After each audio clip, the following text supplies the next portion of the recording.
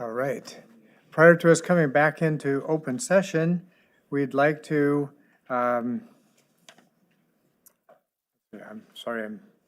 like to refer anybody who needs translator services to Ms. Paula Valbuena at the podium. Thank you, President Brown. Buenas tardes, habla Paula Valbuena. Si necesita servicios de interpretación al español, por favor llame al 1805-324-7680 e ingrese el código de acceso 611-337-423 más la tecla numeral. Este es un número totalmente gratis. Nuevamente, llame a nuestro número de teléfono 1805-324-7680 e ingrese el código de acceso 611-337-423 más la tecla numeral. También puede acceder a estas instrucciones en nuestro sitio web en mcs4kids.com, dirigiéndose a la parte inferior de la página en Quick Links y haciendo clic en Board Agendas para ir a la agenda de esta noche, o si no, estaré feliz de ayudarlos en la parte de atrás. Gracias. Thank you, Ms. Valbuena.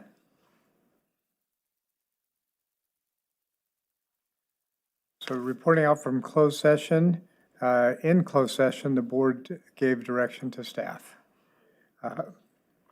We are all present this evening, so there will be no need for us to take roll. We have a full board and therefore a quorum. I'd like to invite everyone to please stand for a moment of silence.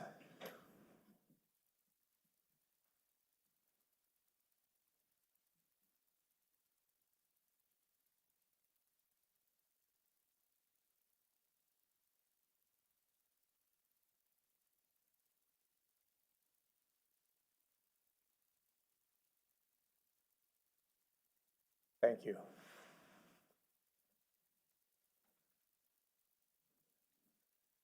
Good evening, everyone. This open session meeting of the Board of Trustees is being live streamed at the direction of the board. The live stream is available on the district's website, and the recordings will be available for viewing the day after the board meeting.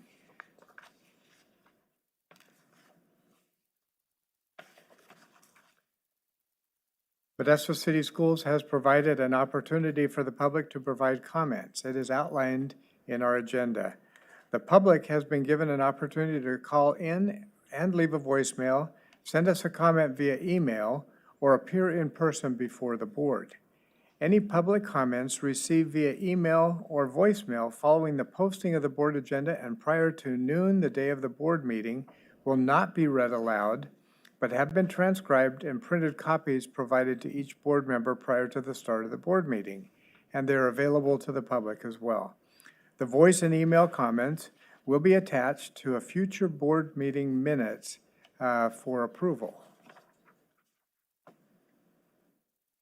This practice will continue until further notice. For members of the public that are interested in commenting in the future, we certainly welcome your comments.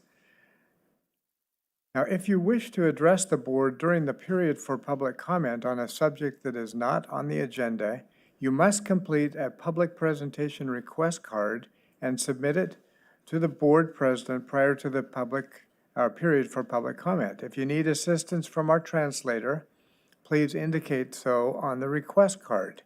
Every person who wishes to address the board is asked to please fill out a card. You'll find those cards in the lobby, and you can hand your comment card to Ms. Chambers in the back of the room. She's waving to us now. I also want to remind you that if you wish to make a complaint against a specific district employee, you should follow the district's personnel complaint procedure. Copies of that procedure are available in the lobby, as are agenda copies, which outline the procedures we will observe during the period for public comment. The right to address the board does not exempt the speaker from any potential liability for defamation. So if you plan to speak on a topic, please fill out a card now, as no cards will be accepted after the period for public comment has begun. And the maximum time for any one speaker is 3 minutes, for a total of 30 minutes total, maximum for public comment. Now, before I introduce our two student pledgers from Fairview Elementary, I'd like to turn the time over to Linda Muma Solario to explain how the Pledge of Allegiance will be done this evening. Thank you, Board President Brown. Before we get into the student pledgers, I just want to take a moment to point out that in recognition of Hispanic Heritage Month, that we will have two flag salutes tonight, one in English and one immediately followed in Spanish. One of our pledgers was unable to make it tonight, but we have Fairview student Edwin Lujano Nunez, who will lead the pledge in English first, followed by Spanish second, and then I'll turn it back over to you to tell us more about our pledgers. Great. So let me introduce the young man who will be leading the pledge tonight. This is Edwin Lujano Nunez. And sixth grader Edwin is a role model scholar. He is involved in the after-school rigorous intervention student enrichment program, also known as RISE. Edwin enjoys playing basketball and soccer with his friends. He's a hardworking student and great friend to his peers. After high school, Edwin would like to attend the Fire Academy and become a firefighter. Looks like we'll be in good hands. So, Edwin, if you would first lead us in the pledge in English, and then we will have the pledge in Spanish. Please stand for the Pledge of Allegiance. Right hand over your heart. Ready, begin. I pledge of allegiance to the flag of the United States of America and to the republic for which it stands, one nation, indivisible, with liberty and justice for all. Juro fidelidad a la bandera de los Estados Unidos de América y a la república que representa una nación bajo Dios indivisible, con libertad y justicia para todos. Por favor, tomen asiento.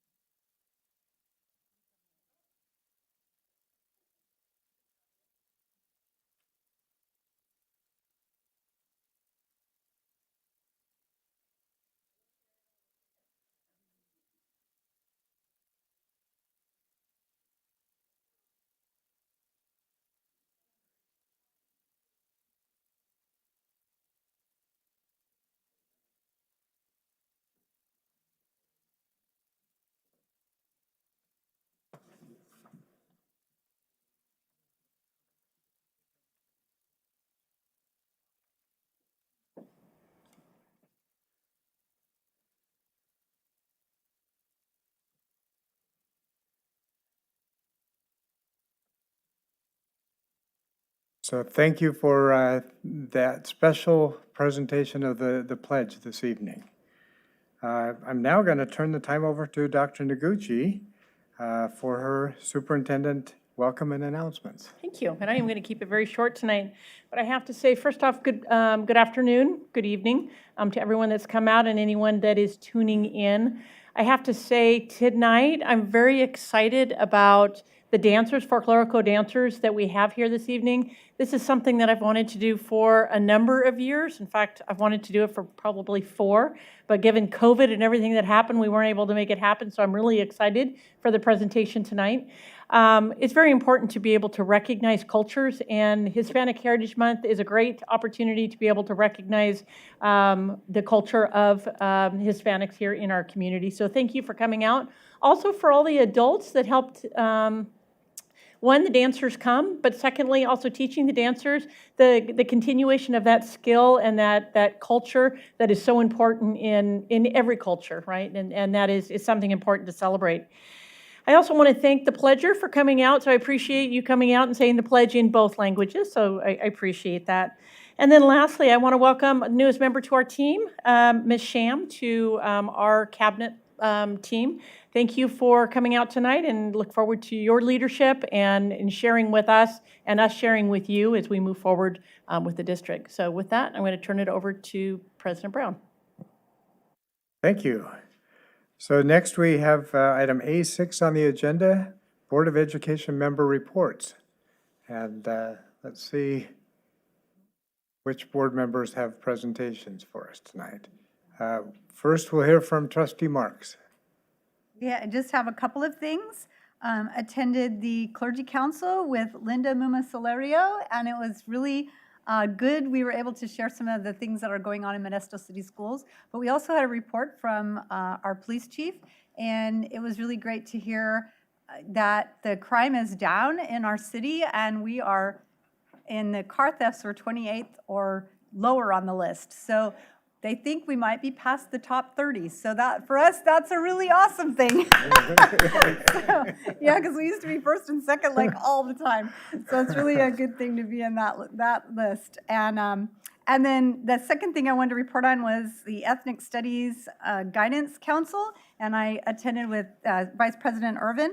And we just want to ask the public to give us input on the review process, the curriculum that we're reviewing, so that we can make sure that we're hearing from everyone as we make these decisions for our students, because we're planning to start this new program, a new class, next year in the 24-25 school year. So we want to make sure that everybody has a comment and opportunity to input on the curriculum. So that's my report. Thank you. And Vice President Irvin. Yes, I have a few things. I was also at the Ethnic Studies Council meeting, a part of that team that's put together to develop our ethnic studies curriculum. Wanted to give a shout out to the team, Mike, and all the folks there.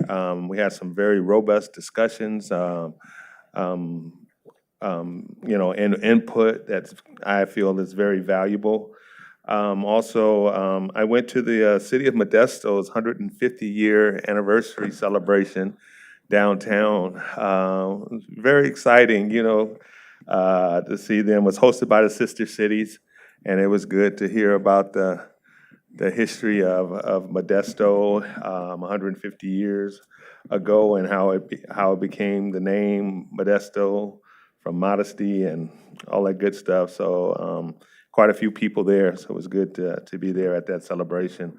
Also, I was at the LCR meeting on Thursday, which the keynote speaker was Senator Juan Alanis, who spoke about many of the bills that are being proposed in our California legislature.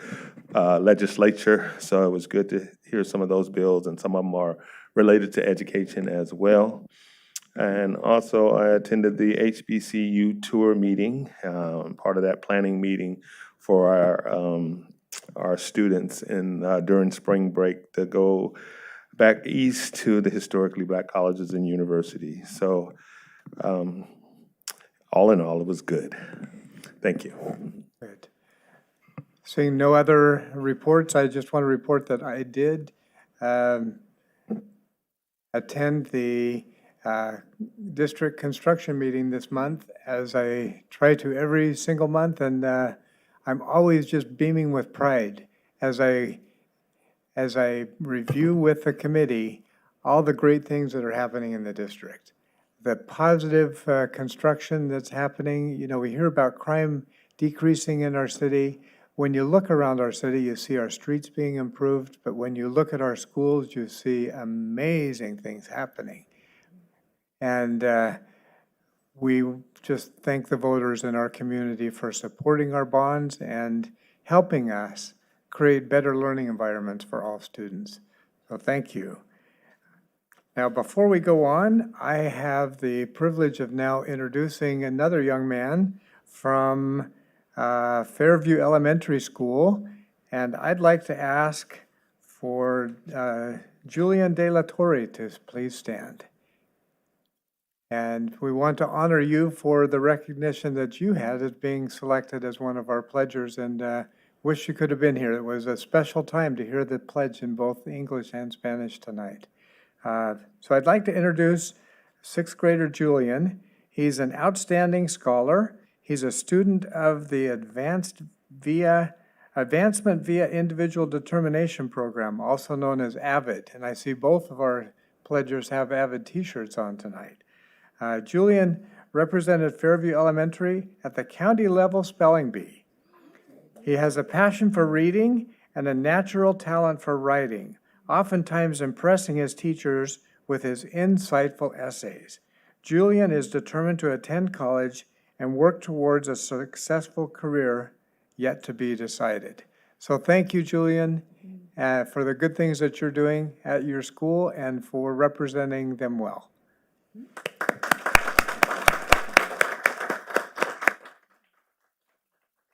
Thank you.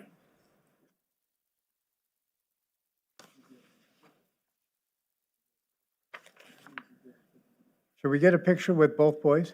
Let's do that.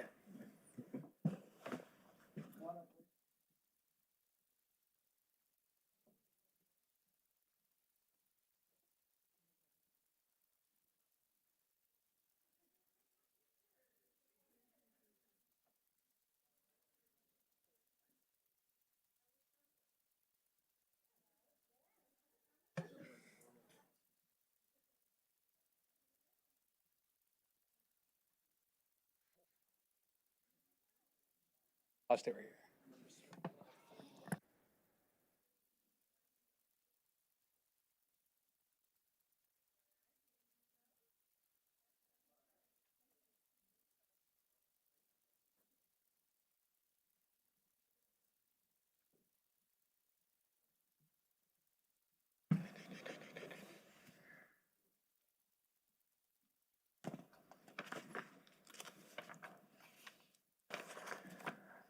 So now I'm pleased to turn the microphone over to Ms.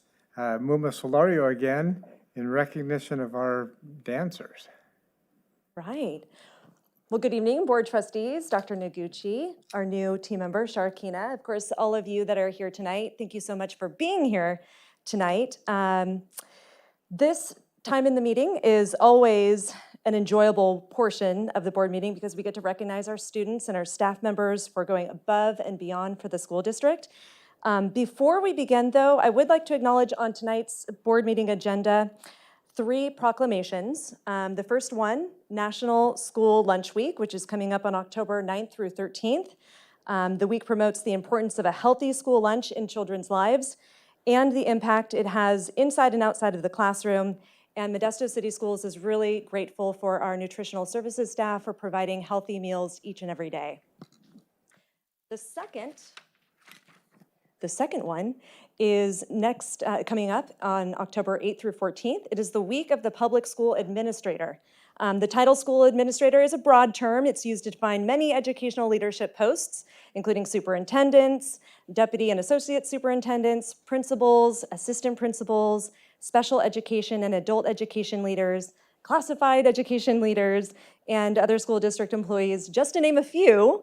And school administrators are passionate, they're lifelong learners who believe in the value of quality public education, and we wouldn't be Modesto City Schools without them. And last but not least, we'd like to recognize the proclamation during September 15th through October 15th as National Hispanic Heritage Month.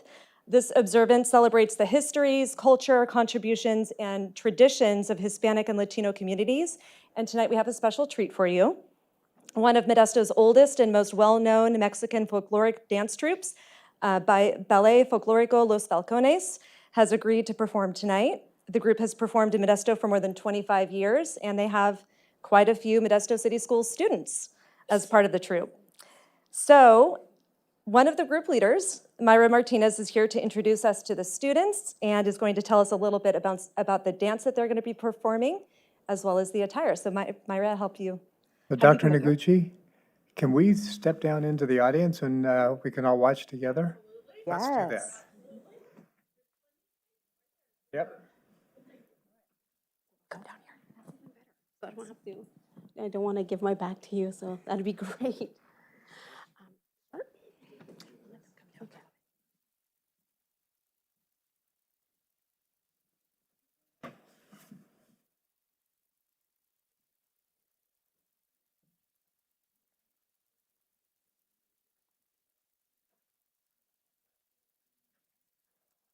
Good evening. Buenas tardes. My name is Myra Martinez, and I teach U.S. History at Davis High School. When I'm not in the classroom, I am along with other parents, helping out with the Ballet Folclórico Los Falcones. Ballet Folclórico Los Falcones has called Fairview Elementary home for the past 25 years. That's where we get our name, the Falcons. And currently, our dance group is about 40 students, ranging from age 5 to 21. This group was created by retired Laura Malagon and dance teacher Maria Magdalena Ruiz with the hope to teach students to love their culture and tradition and to give of their time to share it with others. Thanks to the dedication of the teachers, the parents, and the students, Los Falcones have been able to share Mexican culture through dance with our community. Today, we will have 3 dancers for you. Angie Alvarez from Bret Hart Elementary, she's in 6th grade. Evelyn Contreras from Fairview Elementary, she's also in 6th grade, and Xavier Lopez from Henshaw Middle School in 7th grade. Ballet Folclórico is traditionally Mexican dancing, where every Mexican state or region has its own style of music with unique instruments and its own traditional attire. Today, we chose to represent the state of Jalisco, perhaps the most recognizable state when it comes to traditional Mexican dance because of the mariachi and the colorful dresses. These 3 young dancers will be dancing El Son de la Negra. I hope you enjoy it. Thank you very much.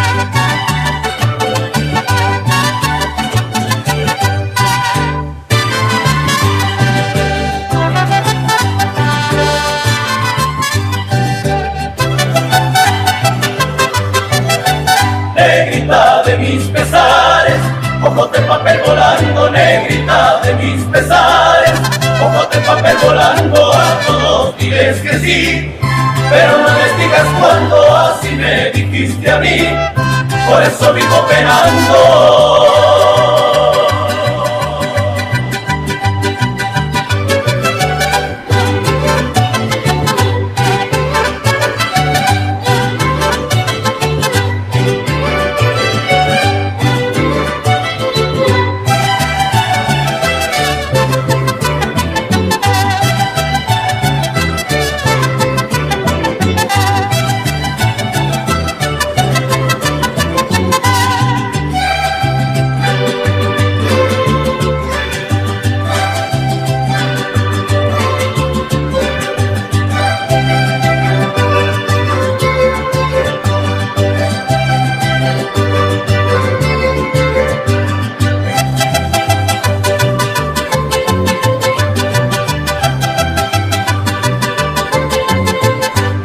Cuando me traes a mi negra, que la quiero ver aquí, con su rebozo de seda que le traje de Tepic.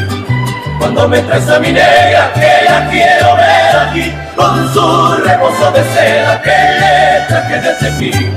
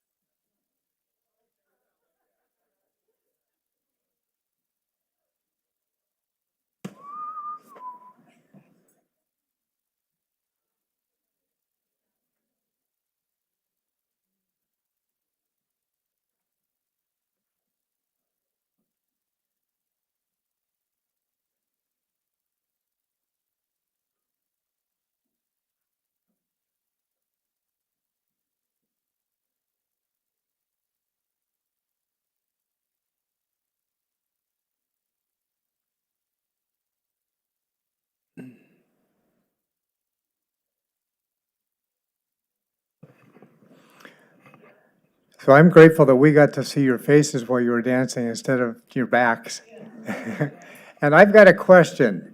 Can somebody tell me how many yards of material, fabric, and ribbons are in those beautiful dresses? That is amazing. 14 yards. And then even more of that in ribbon, I would bet. Yes. Beautiful and wonderful performance. Thank you for coming and sharing your talents with us at our board meeting tonight.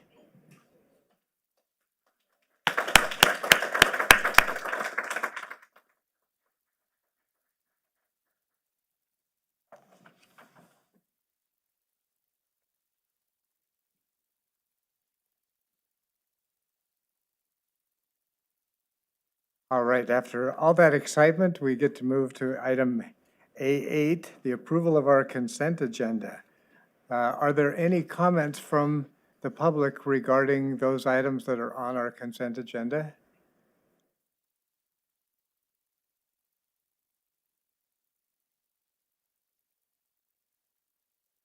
It appears that we do not have comments. Do I hear a motion from the board to approve the consent agenda tonight? Motion by trustee Mejia, second by trustee Marks. All those in favor? Aye. Aye. Thank you. The motion carries. And the next, we have the approval of the order of discussion. Do I hear a motion to approve the order of discussion action items? Motion by trustee Mejia, second by Vice President Ervin. Those in favor? Aye. Any opposed? Motion carries. And now we've moved to the period for public presentations. And thank you for attending tonight's board meeting and showing interest in our schools. I have 2 cards before me tonight, and I would ask each speaker to come to the podium and address the board, and you'll have 3 minutes to speak. The first speaker is Claudio Alvarez, and we have something that you've asked that we share with the board members. So I will pass this in both directions so we each have a copy. Thank you very much. Esteemed members of the board, Dr. Noguchi, student representative, and members of the audience. My name is Claudio Alvarez. I'm an IB Spanish teacher at Modesto High School and also the varsity soccer head coach. The purpose for tonight was that the entire Mohai soccer program was prepared to speak to you about a need that we have at our sites. But recent turn of events, the negotiations last week prompted us to deliver you the letter that we're presenting to you. We would like, it is our hope, that this letter can be submitted as further evidence to the current items to be considered by the board. And thank you for your time.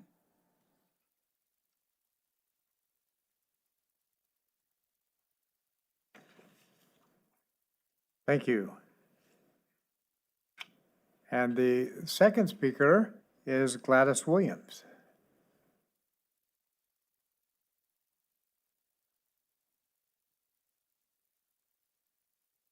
Good evening to all of you, and I want to give our newest student representative a warm welcome from the NAACP. It's very delightful to see you sitting in that position. Congratulations.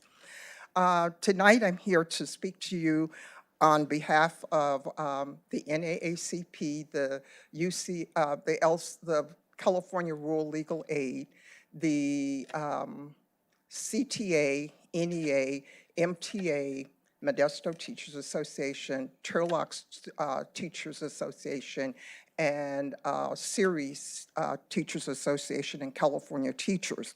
We are presenting Repairing the World, which is a story from Tree Life. It's a documentary about the atrocity that happened in Pennsylvania in 2011. It is the United States' worst anti-Semitic hate crime that has occurred.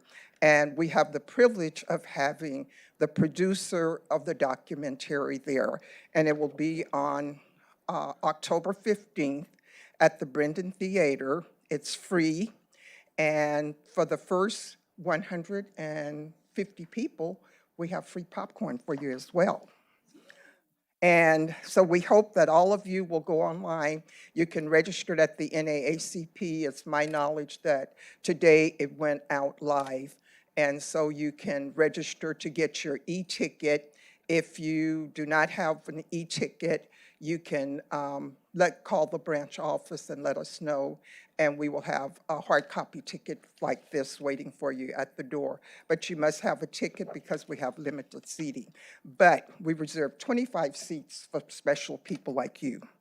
So you have special seating. The other thing that I'm bringing to you tonight is People United Against Hate. This is our symbol that we use here in Modesto for our community. And November 12th, which is another Sunday, we will have a rally. And we have the Modesto Police Department and the Sheriff Department who is supporting us in the rally. And we are planning to march down from the police station down McHenry to the Graceda Park to have a rally. And our guest speaker will be Patricia O'Neill, who is the producer of Repairing the World. And that is another free event.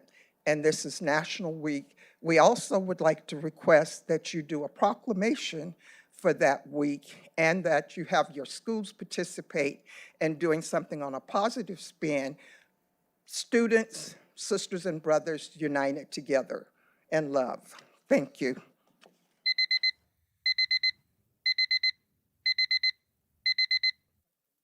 I don't think we can address a question.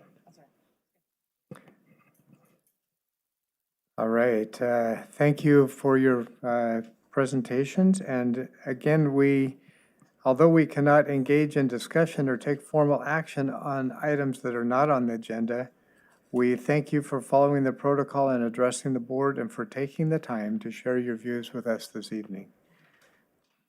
We're now honored to have our student representative report, and I'm going to turn the mic over to our student rep,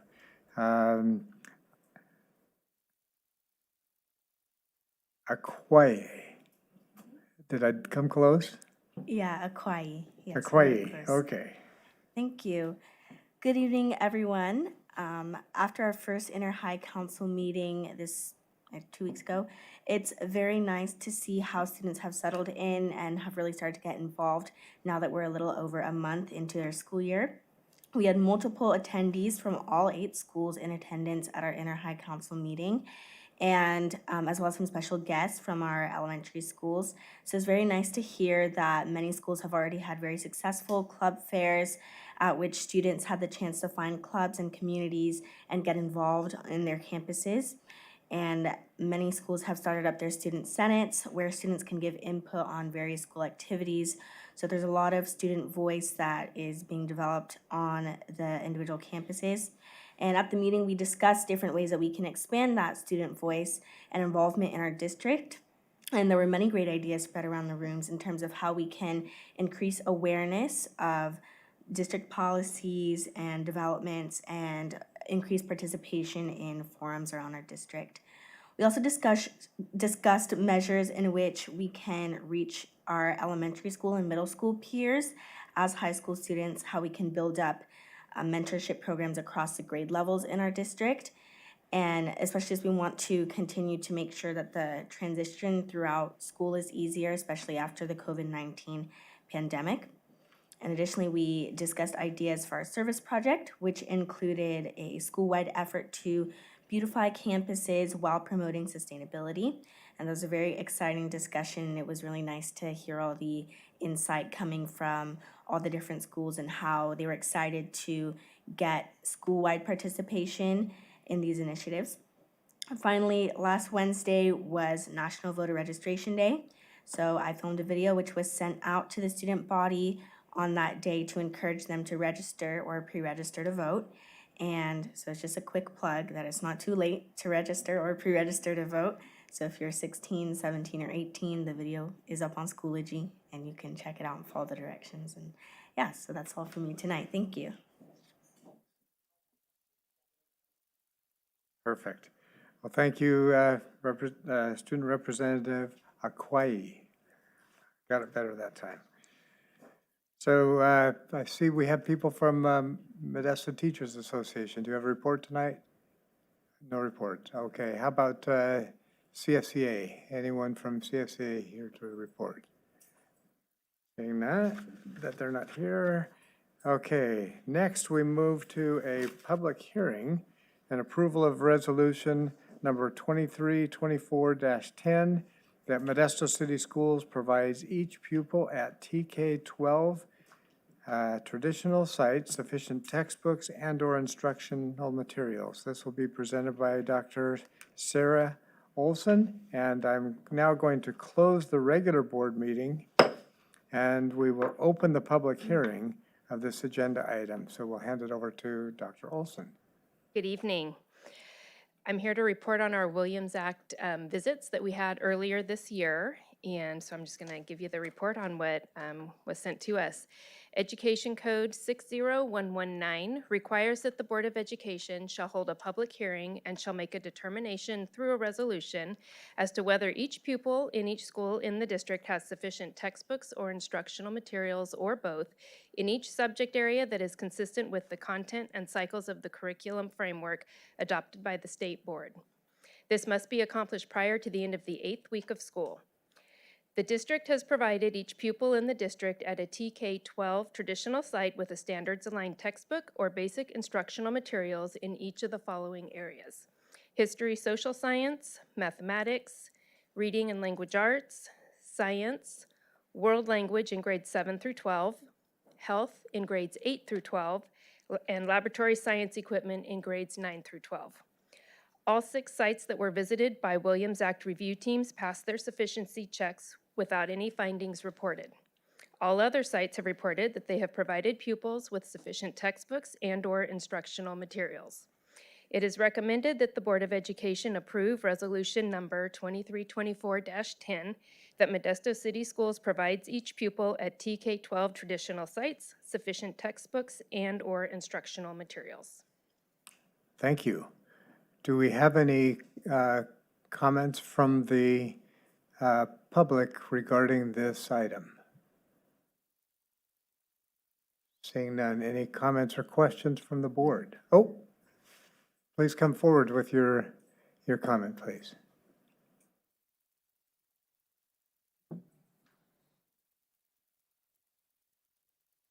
President, Superintendent. I had a question in relation to the resolution in which it states that, well, the thing is, it has a special word that says that today you may approve the resolution. Then my question is on regards if the people or the students with deficiency as readers, they are included into this set of goals of commitments that you have. That's for the people that they have difficulties in reading, like people with special needs like dyslexia or other learning disabilities, reading disabilities. That will be one issue. And the other one will be for the English learners. I have been going through schools and asking on regards to where's the materials for the English learners. Then that's why I don't see it in here. But my question is that materials or that education that you provide to these students will be included in this plan or in this resolution? Did you understand my question? Yeah, I'll go ahead and answer that question. The answer is yes. Yeah, they would be included, both special education, curriculum for special education, as well as English learners would be included in this resolution. Will be included. Are included in this resolution. Are included. Yes. Because I have been asked, and the only thing that I find out is that there's just one book for the people that they have reading disabilities. There's a book that the son of in the administration has been provided, and a training to these teachers. But that's all. Is there any other more aggressive commitment to in regards to this? So we will ask staff to address that outside of the board meeting. Right outside while we're here. So one of our staff members will speak to you right after this item. The thing is, if it is not in the resolution or it is not in your plans, then I think that is I see it as considered as a need, but if the need is not spelled out or written down in your resolution or in your document, I don't see how it will be accomplished. And we can have staff answer your questions. And we do a presentation like this, we can't go back and forth with questions and dialogue and comment because it's not on the agenda specifically. But I know that Dr. Olson will be happy to answer any questions, and same thing with Mr. Herbst, can answer any questions with respect to the special education. Okay? Can we do it right now before the resolution is approved? Not before it's approved, no. Okay. Then it will be approved, the resolution. Okay, accept to the board. Then do someone from your staff can answer my question out of Special ed, yeah. I will Thank be you. able to discuss with them out of the Yes, meeting okay. and not stopping your time. All right, thank you. So Dr. Olson, I need you to come up just in case there's any questions that the board might have. All right, so we've addressed the questions from the public. And do we have any questions or comments from the board? Trustee Marks? So just in regards to this, I believe when we've done this in the past, it covers all the textbooks in all of the classes for all of our students. We have had a year where we didn't have sufficient textbooks. They were still in a warehouse. And so we needed to change that so that they were here when we approved this. So I know that's happened in the past, and I understand that's an issue, and so I'm going to make a proposal to approve the resolution for tonight's meeting that all of our students have textbooks and/or instructional materials. Okay, that happens outside of the public hearing. So we need to close the sorry. public hearing before we have Okay, and I any- see there's any other people action. want to talk too. I apologize. Okay. Okay. So trustee Mejia.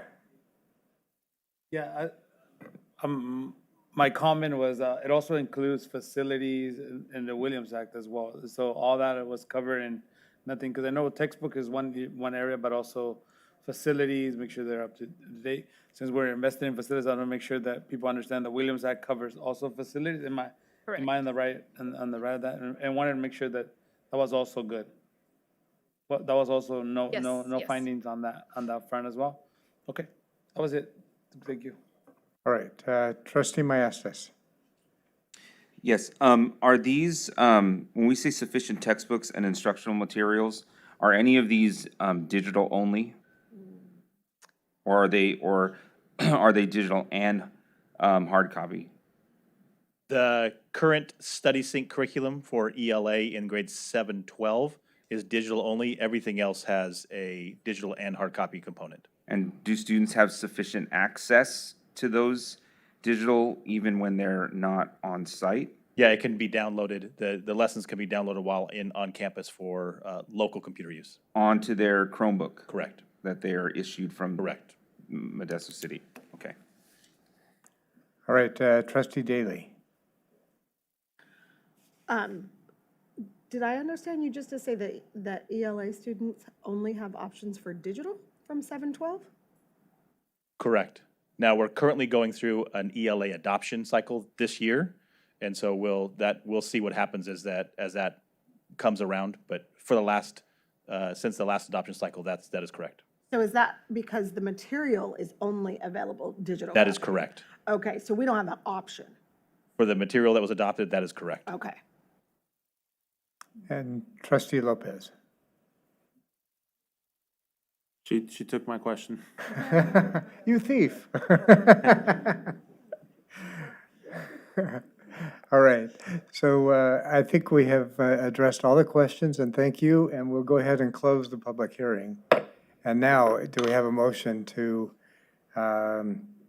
approve resolution number 2324-10, that Modesto City Schools provides each pupil at the TK-12 traditional site sufficient textbooks and/or instructional materials? I move approval.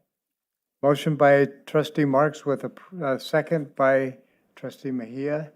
All those in favor? Aye.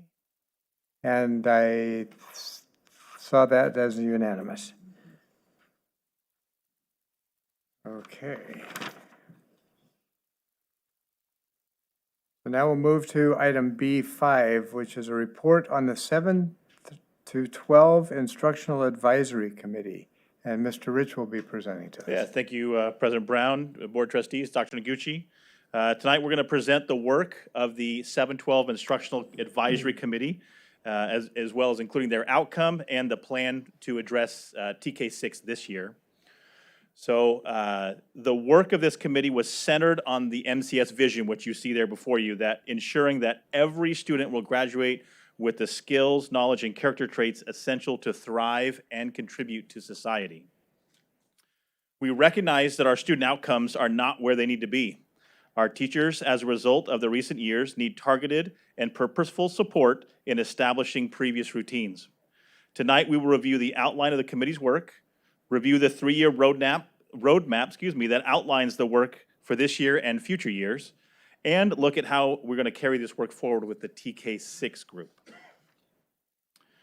As we're working to recenter our instructional plan after the paradigm shift of the COVID closures, there is a clear need for a focus on teaching and learning. Our core belief is that every student deserves a guaranteed instructional program, not by chance, but by design. That includes board-adopted curriculum, research-based best practices, and authentic relationship and assessments that guide instruction. I'm going to explain that graphic. You see that on a lot of our computers. I'm going to explain that, a little further here on this next slide. So supporting all learners. That means that we are purposeful and intentional in the strategies, scaffolds, and interventions needed for equitable outcomes. The emphasis on board-adopted curriculum is to ensure that all students have access to the rigorous content standards with the embedded supports to help them succeed. While in the classroom, we need to have a clear design on how we are going to engage all learners in daily opportunities to read, write, speak, and listen at the appropriate grade level standard in every class, every day. And finally, the driver for really helping this core become a reality is the effective use of professional learning communities that regularly review the standards that are to be taught, purposefully plan for student learning, identifying what to do when students learn, as well as what to do when they struggle. This is what we mean when we say an instructional program not by chance, but by design, addressing all of these issues. So this instructional core is our core belief. And last year, we brought together a group of educators together to build out a 3-year plan to implement the instructional core. Pivotal to the work is the need to build the capacity of every member of the team. We know that the strength of the plan is based in teachers and administrators that are working with students.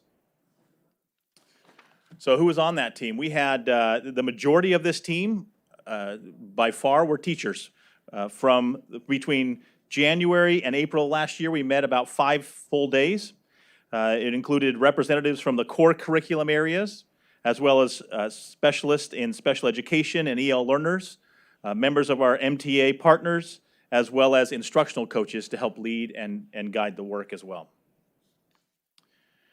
Fundamental questions that the committee set out to address are there. I won't read all of them to you, but I'll highlight that special attention was paid. How do we help, exactly like this gentleman just said, how do we help our ELs? How do we help our special education, students receiving special education services? What have we done in the past that works? What are other districts that look like us doing that's working? That was really the pivotal questions that we set out to answer with this committee.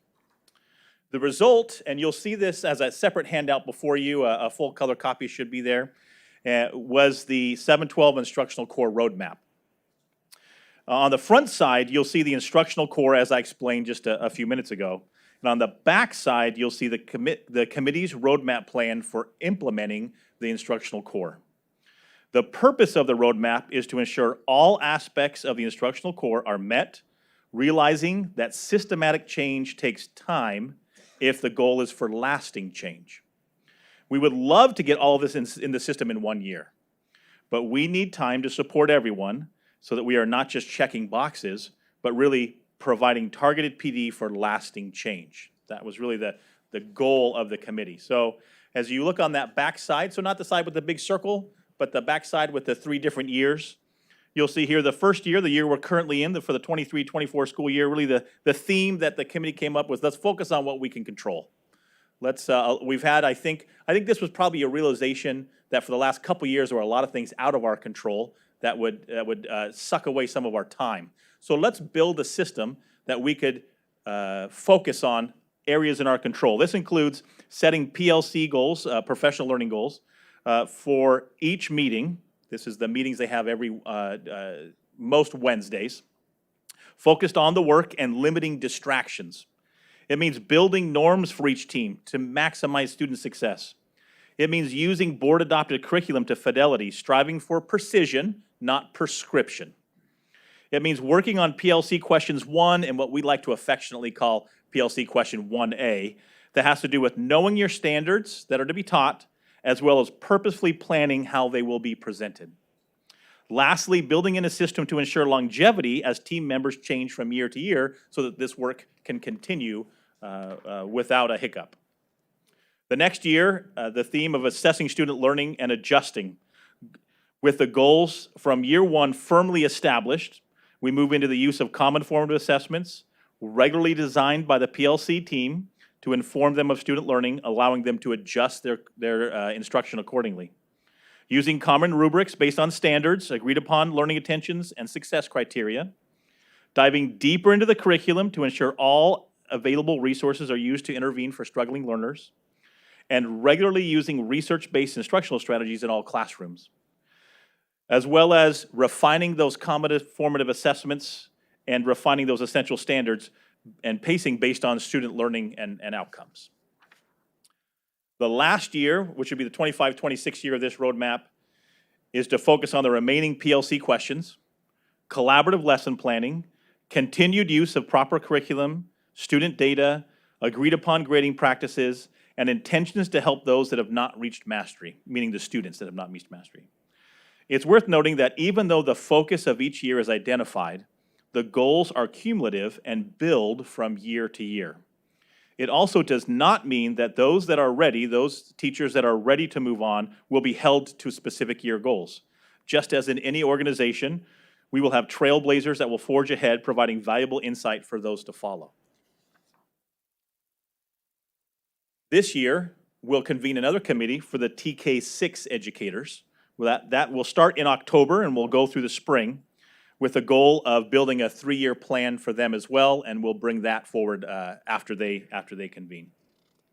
At this time, if there's ready for any public comments or questions.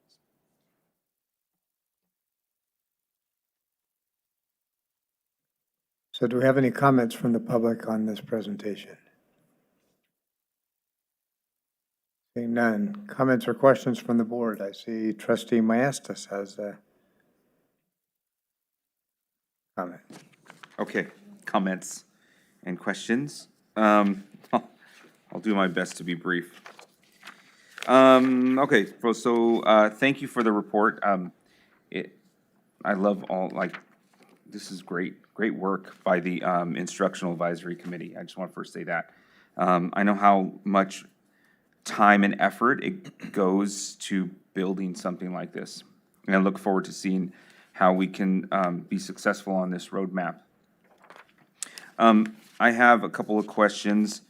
Have we thought about, as we continue forward, involving parents in some of these talks?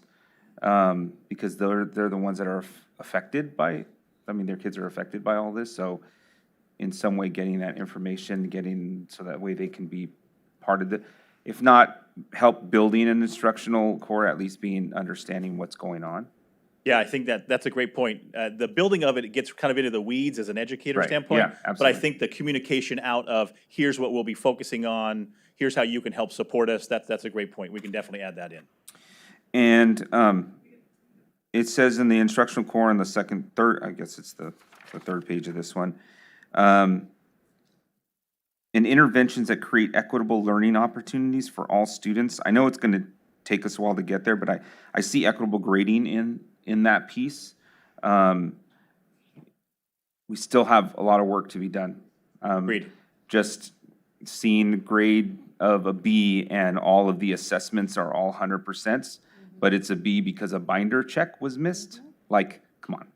I just see it a lot in here, and I think as we move towards that has to be center and called out specifically somewhere in this roadmap. I do see it on the third year, so I appreciate that it was there grading. But we've been at this equitable grading work for a couple of years now, and now this is year 2, right? Am I on year 2 with equitable grading? 3. We're on year 3 right now. So grading is in 5 years?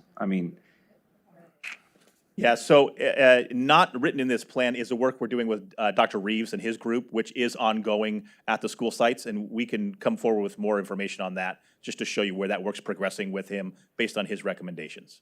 Okay, I can see where we haven't moved a lot in that equitable grading because it's not on here until, I know it's parallel, but it's just not called out. And so I just see that. It's just something that I see. I think part of that work too is when we talk about common formative assessments, rubric grading, getting teachers to agree upon the standards.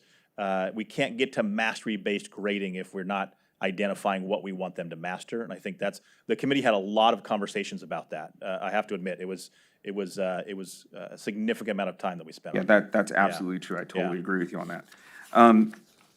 I had a couple more questions. Or just a comment on the, this is just a side note here, on the instructional core. On the very bottom where it says all learners, it says at-risk status. I don't know if we want to change that at some point to at-promise. I know that's a terminology that we've been using, so that's just something I noticed that popped out at me.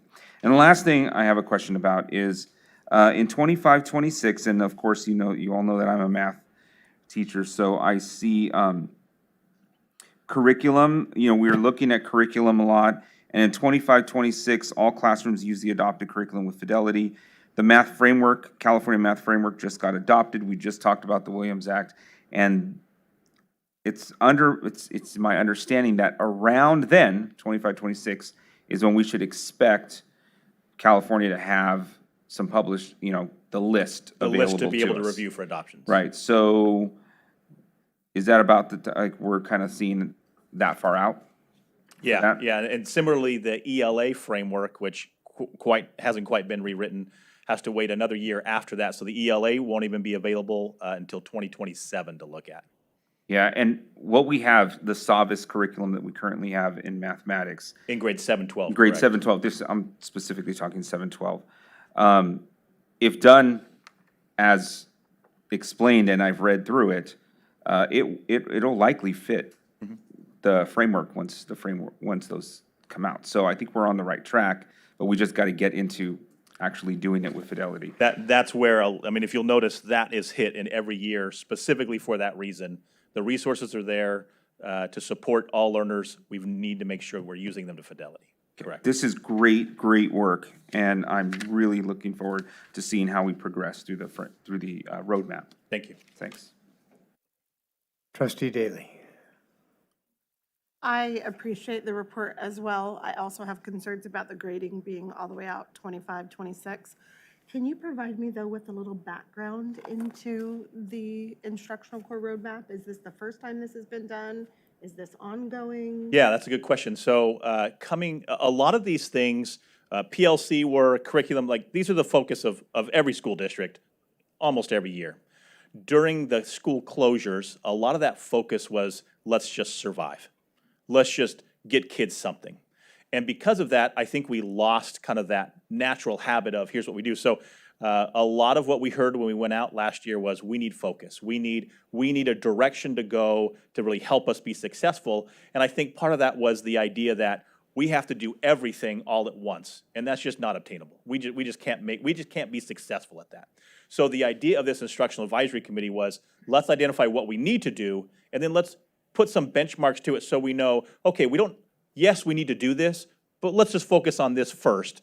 When this year will get good, next year we'll focus on something else. So it was really a drive to help teachers and administrators, everybody at the school site, to feel like, okay, we can obtain something without feeling bad that we're not doing everything. I definitely appreciate that. It's not easy to do everything all at one time. However, I think it's appropriate to note and validate that there are students that are falling through the cracks currently. That's just a comment. Thank you. Student Representative Akwai.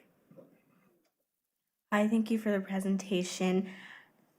It mentions in the 2025 to 2026 success by design, not by chance, that we plan to collaboratively design lessons that are student-focused. And I was just wondering, how are we going to ensure that the lessons that are designed for the students are compatible for those students, and that it's a type of learning that they feel is working best for them? Yeah, that's a very astute question. When we talk about research-based best practices, that would be an area where we would say, what is it that we need to do to involve all learners and engage them?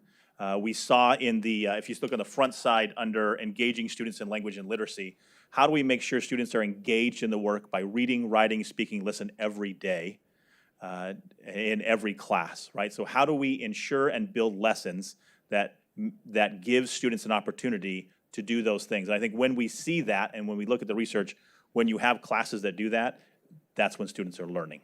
So lofty goal, tough to get to, but yes, that's the objective.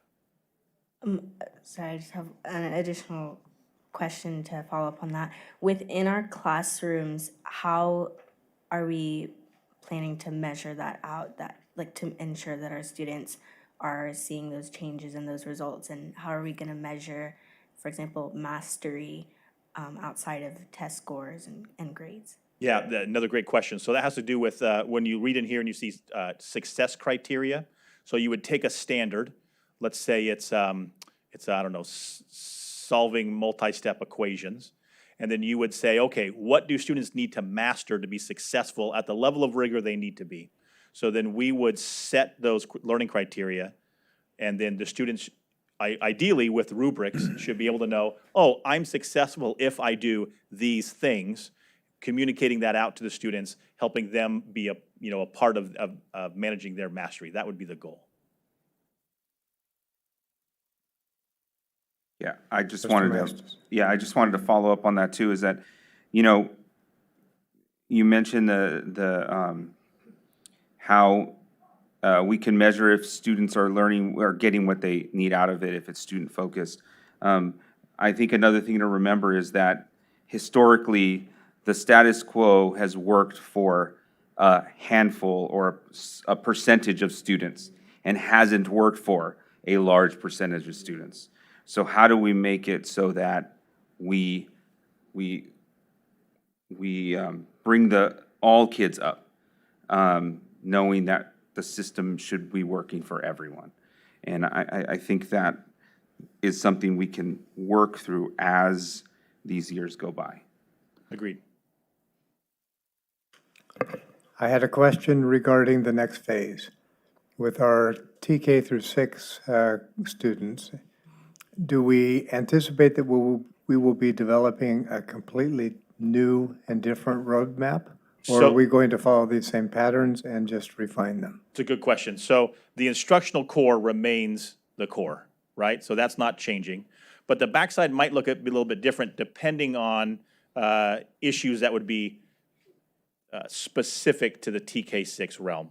I wouldn't anticipate large changes, but the committee meets up, they start in October, and they've seen this, they're aware of this, and we'll move forward from that. Certainly, we need success with the PLCs, right? As you look at the instructional core, we need the PLCs to drive the work. We need every student engaged in the classroom. Different might be, it's not every period, right? It's they're doing it in their class. So for a K6 environment, we need to see the students reading, writing, speaking, listening. What's the frequency there, right? So it's not just in their one time in the day. What does that look like in their English instruction, their science instruction, their math instruction, right? So that's going to look a little bit different just because they're not, they're not moving from period to period to class to class. Just one example that I could think of. Yeah. Yeah, for me, it's crucial that we start focusing again on making sure that they have all the basics in place so that they can reach those instructional goals. Third grade reading, we've learned, is such a critical point. I think that needs to be very specifically called out as to how we're going to make more improvement at reaching that goal. Yeah, and right in line with that would be what's our reclassification process for those kids? How can we get our English learners as fluent English proficients or fluent RFEPs, reclassified fluent English proficient students before they get to junior high, right? What can we do to help support the junior high and high schools to get them reading and learning? So that will definitely be a part of the roadmap for that. So as I see it, we've got a format already in place and a lot more room for refinement so that we get our little ones off to the best start that they possibly can, so we can support the 7-12 goals with them already prepared to excel. Good. All right. Any other comments or questions?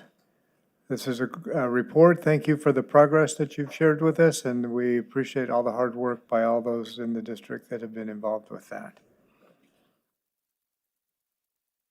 All right, we move on now to item B6, which is a discussion on sunsetting COVID funds, the process and guiding principles. And I believe this will start with Mr. Zerley. Thank you, President Brown. Good evening, trustees.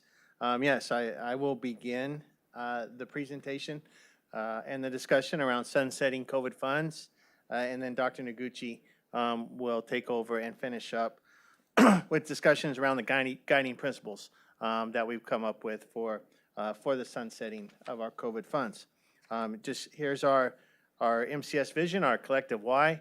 And going back 3 years ago when we began receiving COVID funds, and even now, I mean, this was a focus of how we were going to utilize our COVID funds, and it's a focus of now what are we going to do once those COVID funds expenditure timeframe has expired.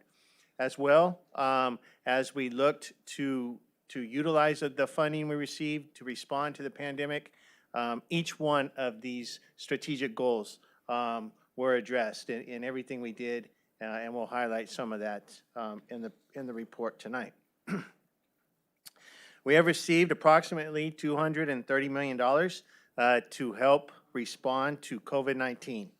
This slide represents the largest of the allocations, and this slide is totaling about $190 million. The spending deadline has passed for ESSER 1 and ESSER 2 funds, with ESSER 3 and AB 86 funds expiring on September 30th of 24, and the Learning Recovery Emergency Block Grant funds expiring on June 30th of 2028.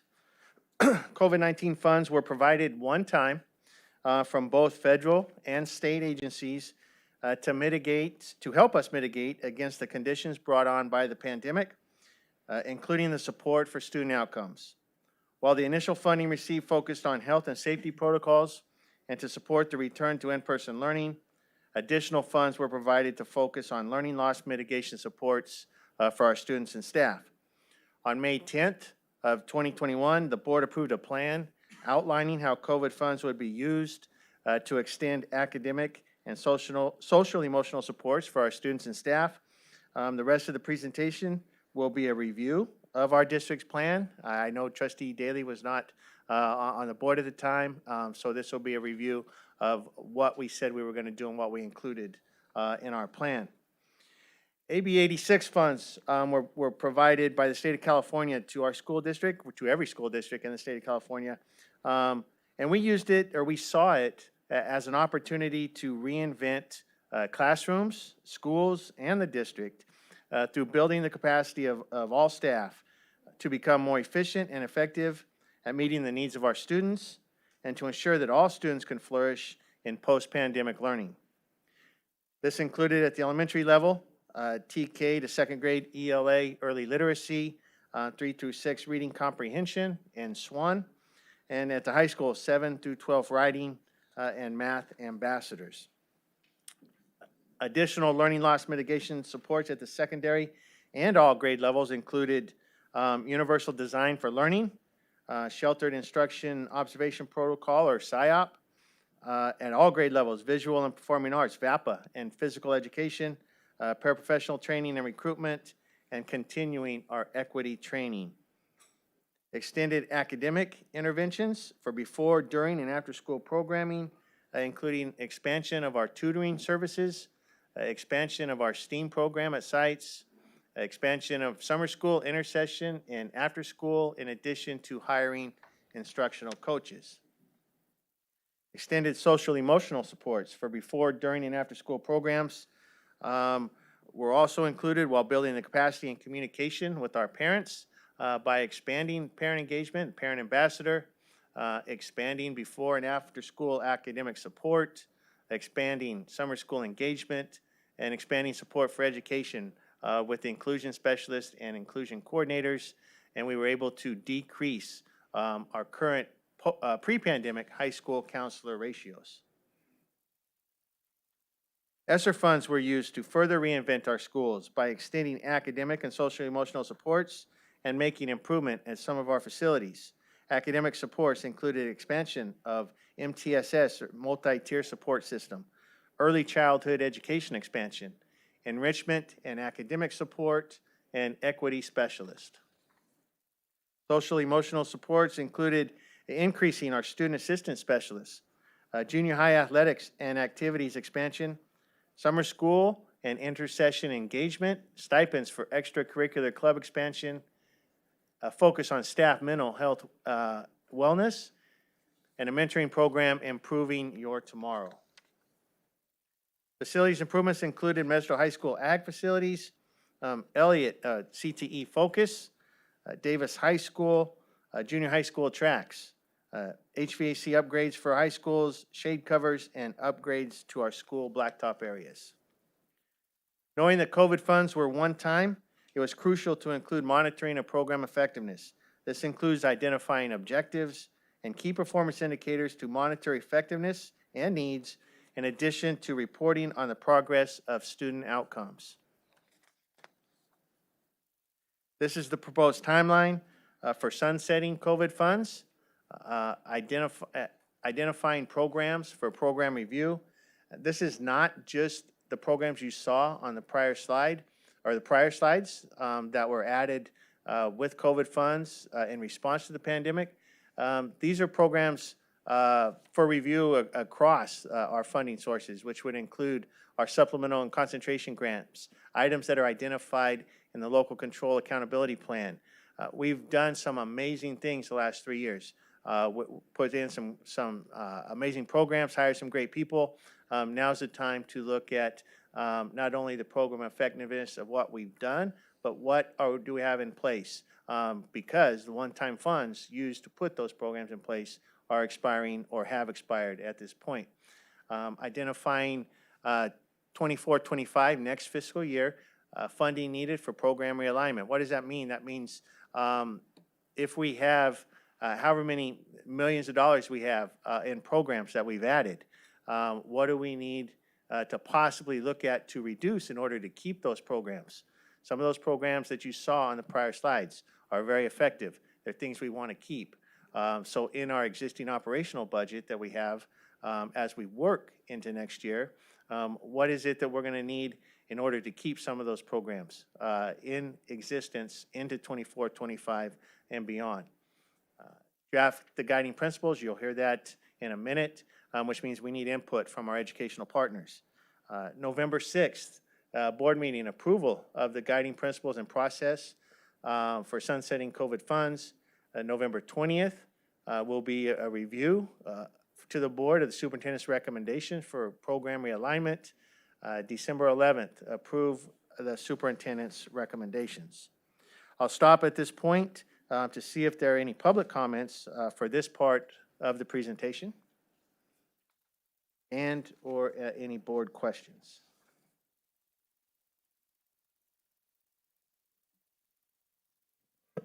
So do we have any comments from the public regarding this presentation so far? I see Ms. Williams coming to the podium.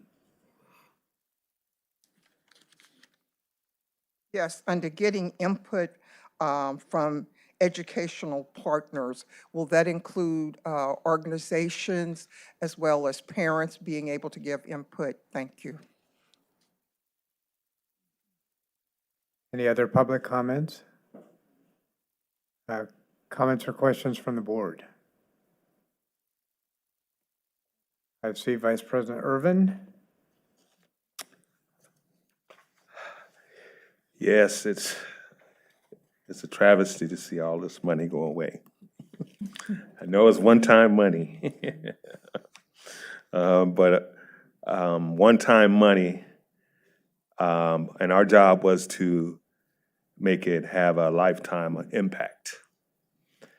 And so with that being said, I wanted to know, is there a timeline for the reporting out on those key objectives, those key performance indicators? You know, the report to the board on the progress and implementation and student outcomes. Is there a timeline for that? And which programs and services will be included as part of that report of progress? So, Mr. Zerler, let me take this one. So in front of you, you have 2 additional documents, and also the public has access to that. One is entitled COVID Fund Sunsetting Process, and the other one is Guiding Principles. The next part of this presentation, I'm going to go over the beginnings of some guiding principles, and we certainly are getting input and feedback from educational partners, but I'm going to put that off to the side. But in answer to your question, Vice President Irvin, So we're going to start, we started in August. We took a look at the programs that were up for review. We looked at supplemental concentration and ESSER dollars. And in that supplemental concentration and ESSER dollars, we identified 41 different programs and services. Some of it's services, some of it's actual academic programs. Those currently are going under review, and they're going to come back to us in November. So what does that look like for a program review? First, we identified the program. Second, we're looking at how much money did we allocate. Then we're going to look at how much do we actually utilize. Maybe we allocated $1 million and we only utilized $500,000. We then are going to look at the intended outcomes for every program that we put into the system. We said, what's the KPI? And then we're going to look to see where the students actually achieve. So we'll look at the actual student outcomes for either 3 years or 2 years, or in some cases only 1 year, because some of them were put in last year. So that's a total program review, and I'm going to get back to that in just a second, because there's more to explain on that. September, October, while these program reviews are happening, and right now staff is busy with 41 of them. I've been hearing about it pretty much each week, about what's going on with them. We're going to our community, and you'll see a number of different educational partners, from budget advisory, student advisory, LCAP, key communicators, student groups, and more. This is just a small group of wherever we can get in front of parents and students and community groups. We're asking them about the guiding principles, and actually you're going to go through that process tonight. In September 25th, we're going to come back with some of the input from these guiding principles, and also any sort of feedback that we're going to get on the process. And this is going to get to the heart of your question. When do we get to see the outcomes? November 6th, we're going to approve the process, approve the guiding principles, because we're going to use that to then look at the data, the program analysis. We're going to compare the two together, and then we're going to come back to the board and say on November 20th to say, these are the programs that we're recommending to be reduced. Here was the data from those programs, and this is why we are looking to reduce that, given the guiding principles, right? And so it's a process of first figuring out the what, we'll apply the how, and then we'll come back to you with those recommendations. So by November 20th, we'll come to you with recommendations. December 11th, we'll look for approval. And the purpose for this to be approved before the beginning of this next year is any programs that we're going to look to reduce. We know that there's staff in there. Now, come January, February, we're identifying positions and staffing for the next year. That way, whatever we reduce here, folks can have first rights into the positions that are open for that next year. And so there is if we follow this timeline, then it'll be help and supportive of those that we have to reduce. So hopefully that answers your question. Long story short, November 20th. Okay, and how will that play into, so that was internal, how would that play with contractors? They're on the same timeline, like those that we have contracts with that provide services or programs in terms of. That's still within the separate. time frame, because we're doing it before the year. If we get it early enough, then we're going to be able to make decisions. Say we have to cut a particular contractor, we know that we are approving those in May and June for that next year, right? And so we're going to have that information to be able to make those decisions. Additionally, another piece to this, we also are working with the budgeting department, Tim's team, in identifying what is that dollar amount. So you just saw a bunch of programs that looked wonderful. It's $24 million worth of programs. Many of that was also, the majority of it went into mitigation of COVID and HVAC and outdoor and the whole COVID crisis we went through. So while 24 million was allocated for it, it doesn't mean that we spent 24 million. So by November 1st, we've asked the budgeting department to let us know, okay, what is that dollar amount, so we can share with you all what is our target, right? We're not just going to cut what is listed on that sheet before. We have to identify what is the need for it. So that'll be coming November 1st as well. Right. Thank you. You're welcome. Trustee Marks, you had a comment or question? It was answered. Thank you. Okay. And Student Representative Akwai? Thank you. You mentioned that there's 41 programs and services that have been identified to go under review. Where can people find those 41 services and see what those are? So they can... Those are not listed out. I mean, you can look in the LCAP, pretty much any program and service that's in the LCAP. We're basically looking at all of anything that's not connected directly to a classroom teacher, we're reviewing. So we literally are reviewing everything. It could be $100,000 or it could be $6.8 million. And we really want to look at everything because some of the programs that we have been in our system for 6, 7, 8 years. It's time to take a look at, are we utilizing the money? That's another piece. How much did we allocate? How much did we actually use? So then we have a better sense of where our budget is, because oftentimes money can fall to the bottom, if you will, and we're hoping to be able to shore that up and have a better understanding of it. So if someone was to ask you, well, what are those programs and services? It's basically everything that's not connected to a classroom teacher. All right, I don't see any more comments or questions from the board. Do we have a continuation of this? We do.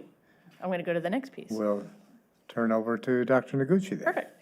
Now moving forward, really over the next 3 months, we're going to look at the current programs, and I just kind of spoke to that, and we're going to use through the two lens, right? The process that we just spoke about, but more importantly is the guiding principles.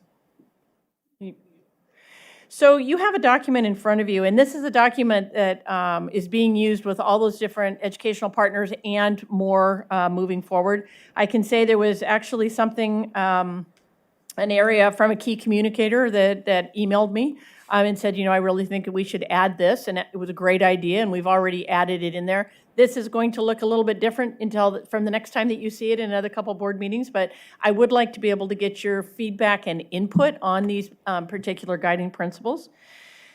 These are not in any order. There's not one more important than the other, so there's not in, you know, priority area, and we could certainly add a fifth one as well. So the first one is student-centered, and I'm going to read this to you. I didn't want to put it all on a slide because frankly, it's just too many words, so I'm just going to read it from the document that you have in front of you. And so for student-centered, there's 2 bullets. The first bullet says, prioritize the best interests of students in all of our decision-making. How I interpret this is we need to look at the student first and the adult second. So when we come to making our decisions, it's student-centered and student-focused. The second one is consider the impact of sunsetting program funds on student learning and student achievement. I'm going to go each one. So rather than, no, I guess I can't because we got to get community input. So I'm going to go through all 4 and then we're going to come back. So the second one, and this one is a little bit redundant now that I've added in the key communicators input, but I'm going to put them up there both anyway because this was already published. So the first one, this is around equity and access for our students. So ensure program realignment decisions are made in a way that maintains equitable access to educational opportunities for all students, ensuring there is a focus on student groups who have historically underperformed. The next bullet, consider the needs of all students, particularly focused on vulnerable student populations when making decisions. Now, I'm going to stop there for a second because you may say that really sounds like the same thing. Now that I've added the second part to the sentence in number 1, it speaks to the bullet too, but I didn't want to take it out because there are some folks that have seen that and I didn't just want it to disappear. Number 3, prioritize core educational programs, and this is going to go back to what you just saw with the instructional core. It says preserve programs or services that directly support the strategic goals, for instance, instructional core, inclusive practices, increasing the reclassification rate for our English learners, increasing graduation rate, and decreasing dropout rate.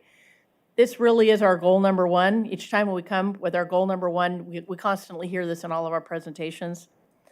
And then lastly, consider long-term investments. Consider programs that need additional years to show progress towards increasing student outcome.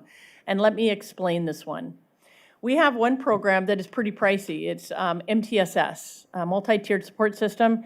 Its dollar amount is $6.7 million that we've allocated. I don't know what we've spent, so that's going to come out through this whole program evaluation.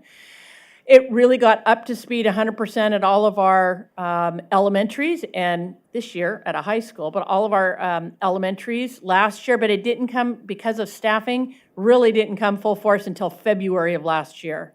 So we could say it didn't show up in the CSTs or the state testing. It did show up for our below grade level students. We had significant growth in distance to standard, which we're going to share with you as soon as state test data come out. But we could say in this, let's give it one more year, because we really do need one more year to know if that investment is going to be able to be realized.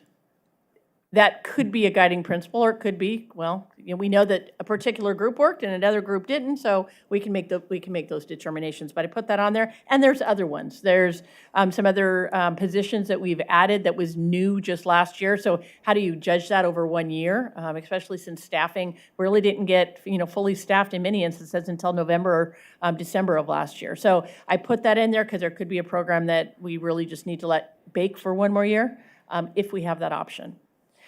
So with that, we can go to that next slide. We can go out to the public, and then we can come back, and I'll actually just go with 1, 2, 3, 4 to see if there's any feedback or input that you want to provide me for these guiding principles as we work forward with our educational partners. All right, we'll reach out to the public. Do we have any comments about this guiding principles discussion that was just presented by Dr. Noguchi?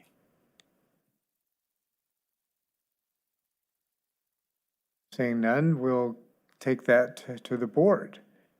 Specific questions, or Dr. Noguchi, do you want us to address one question at a time? Yeah, so why don't I just start with one, and then I'll take some notes, and I also have Mr. Godot taking some notes for me also, and if anyone else wants to add in, if we've got a lot, that would be great. I can always go back and look at this videotape too, but. Okay, so let me just interrupt for a second. Trustee Maestas and Trustee Daly, are your questions globally specific or directed at one area? So it looks like we're talking about number 1. So Dr. Noguchi, go ahead. So student-centered. So let's go with the first, whoever you had, President Brown, and then we can go to the second. Yes, Trustee Maestas. Okay, thanks. On student-centered, we have student achievement. And this question actually comes from a previous term too. When thinking about student achievement and student outcomes, what are those data? Like, are they just test scores, or are we talking mental health? We talking social emotional? We're talking, you know, though the other things that we see growth in our students. Graduation rates, things like that. It's really, it's going to depend upon the program itself. You know, we're looking at counseling, we're looking at before school, we're looking at after school, we're looking at athletics. I mean, there's going to be all sorts of different student outcomes. So when you say student achievement, maybe it should be student outcome for this. Right, yeah, Yes. student outcome. I just don't want us to fall into were the test scores good? Like that's just not enough to tell us that a program is achieving the goals that it was set out to. Before school, after school programs, those aren't totally meant for student test scores, but they make a huge impact on student outcomes. So I And want us that's to a kind good of piece, consider the that. outcome, because in all the different programs we're looking at, it's a breadth of things, right? A breadth of programs and services, and not everything is going to be measured by a test score. Right. So yeah, so I'm going to take the recommendation as far as achievement to an outcome. Okay, Trustee Daly? Mine's very similar to that. It talks about, in the paragraphs above, it talks about prioritizing the well-being of our students. I think that well-being should be included in that student-centered.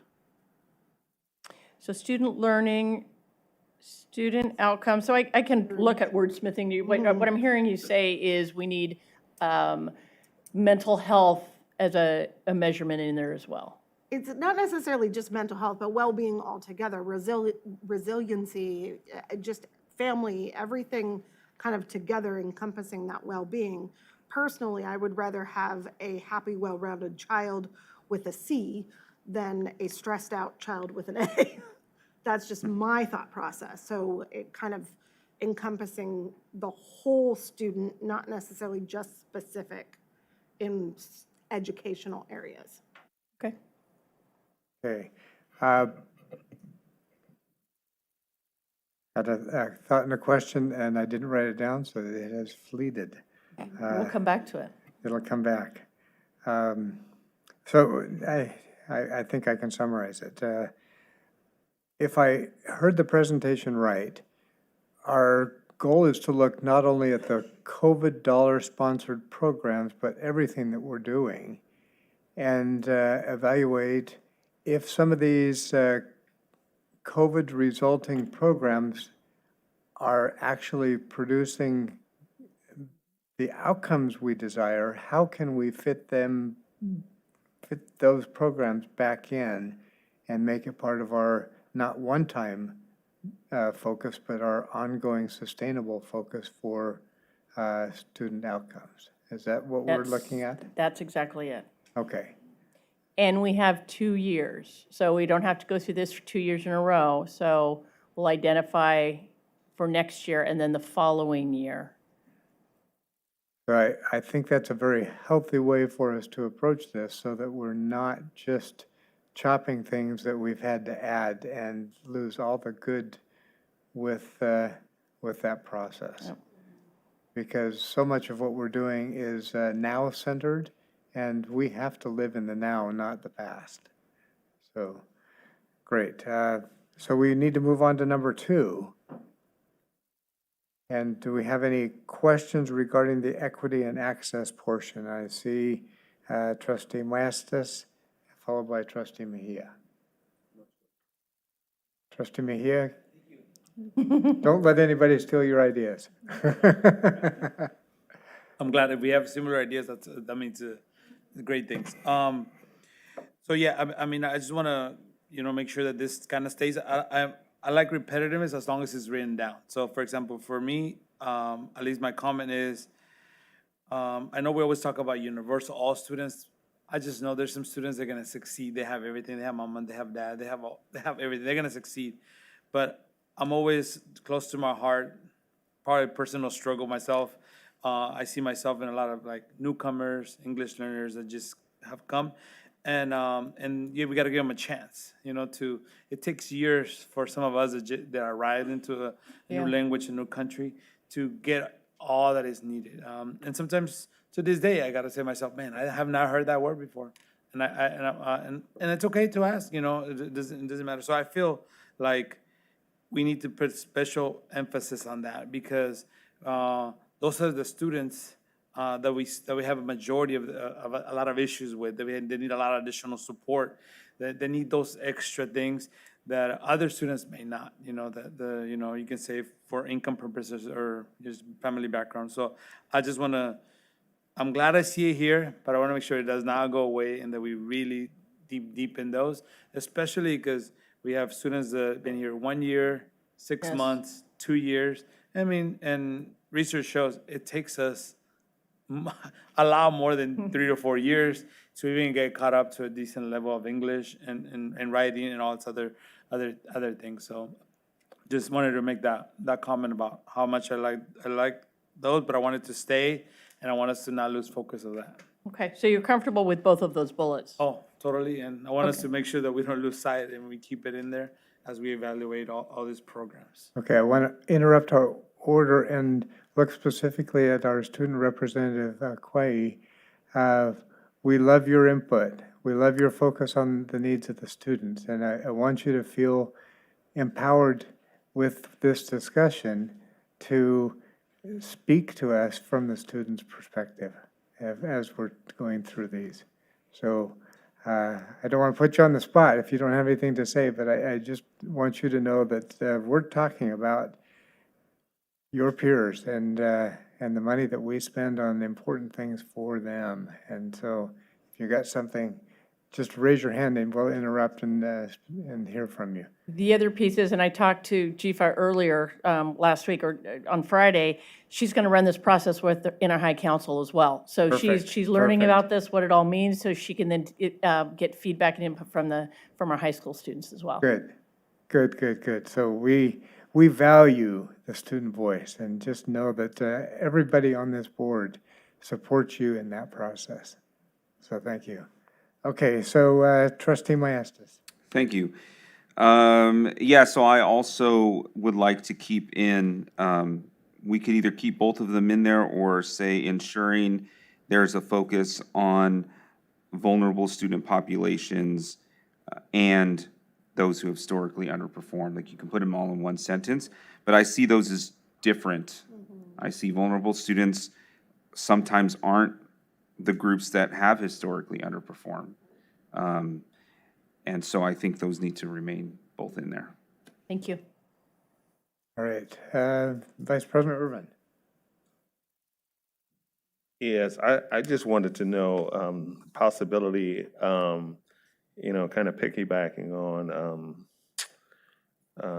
Trustee Daly and Mejia in terms of where it says ensuring program realignment decisions are made in a way that maintains equitable access to educational opportunities and supports for all students.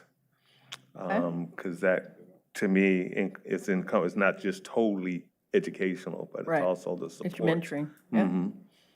If that at all possible. absolutely. That's all I had. All right.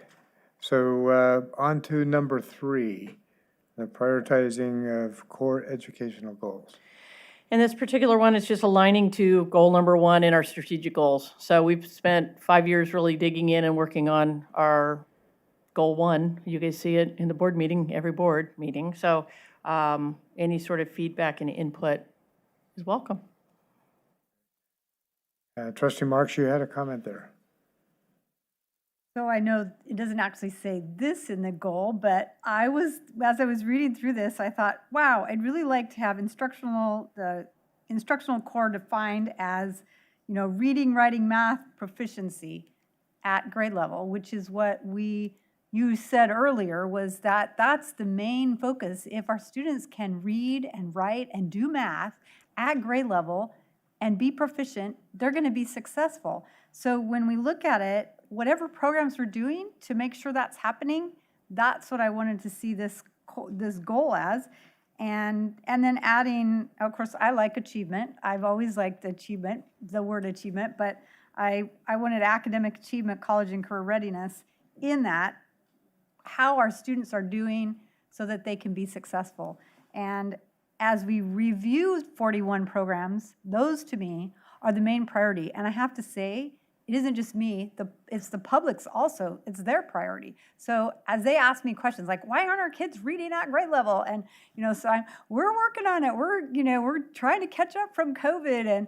And so those are the things that just really resonate with, you know, parents and the public. So that's what I'd like to see added in there so that our English language learners can be successful as they're being redesignated. I know that's a big deal, so that they can read and write at grade level and do their math. They can't do math unless they can read and write, because you can't read the question to answer the math unless you can read what the question's asking you to do. So, So Trustee Marks, reclassification is without redefining each Yeah. one of these. So instructional core is actually the instructional roadmap. So it's more than just reading, writing at grade level.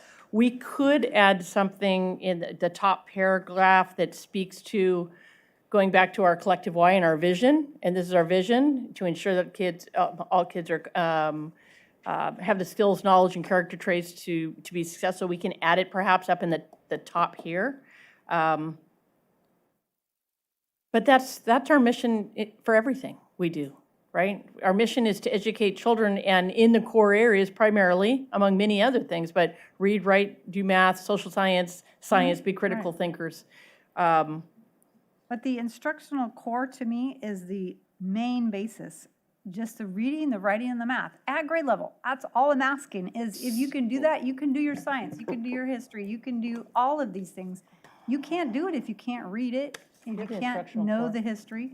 So this, if we were to define the instructional core differently than this, then we're gonna lose a whole bunch of teachers, because we're really branding this right now, and this is our instructional core. We could define our mission as an educational institution, if you will, and perhaps put that up top here, but we can't redefine instructional core, because this is our instructional core. I don't know if that makes sense. What I'm hearing you say is that you would like reading, writing, and speaking, which is in the instructional core. And math. Right, and that is the instructional core when we talk about engaging all students in language and literacy. In this, it's defined. So supporting all, designing lessons that engage and support all learners by providing daily opportunities to interact with reading, writing, listening, and speaking.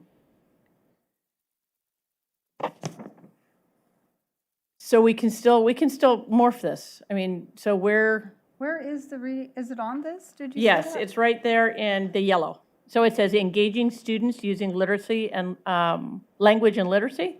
It says designing lessons that engage all students Okay. and support all learners by providing blah, blah, that whole Okay, with piece. content through reading, writing, listening, and speaking.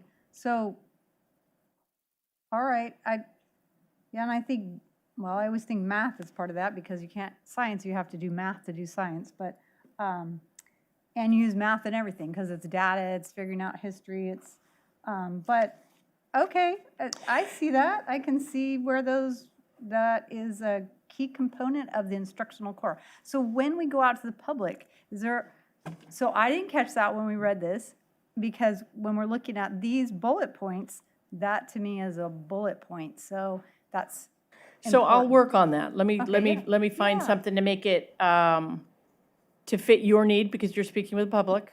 I'm not going to confuse instructional core because we're working hard to brand, right? Totally, And I this get is, that. you know, but I'll work on something and we'll be bringing it back again. 'Cause Okay. We still are going to get more feedback and input from all those different groups. You are definitely going to see something different the next Right. time we come in. I know that. So, As you go out, but I'll work on something. Yeah. I hear what you're saying, and I get what you're saying, because you're trying to be able to support those they're asking you questions, so I hear you. Okay, I don't know what the answer is, but I'll figure it out. that's okay. All right. Okay, great. Let's move on to number 4, to consider the long-term investments. So any comments or questions on that item?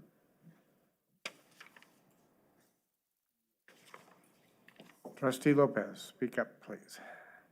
Thank you, President Brown. For me, I know we were talking about long-term investment. We talk about, was mentioned, programs that might have started going in over the last year that we need to see a little bit more time on that.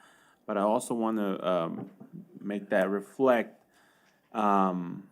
those programs that aren't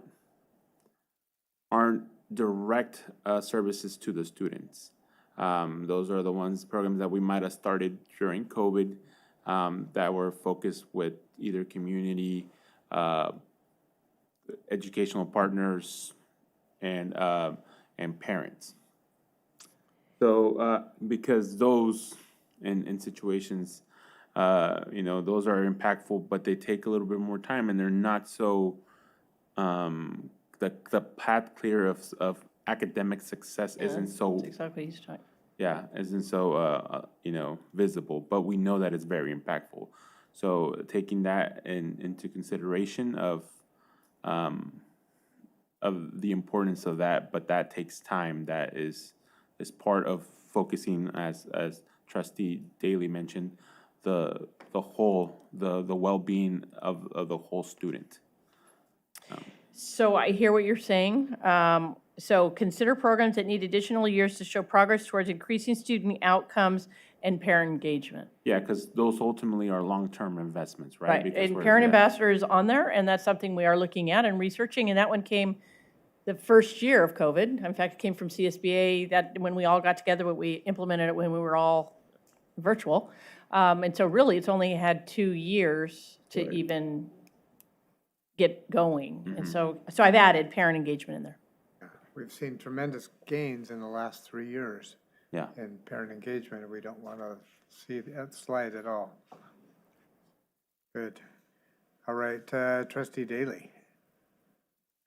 I think this is probably the area of most concern for me, because I think as typically as a government, we are really reactive and not necessarily proactive.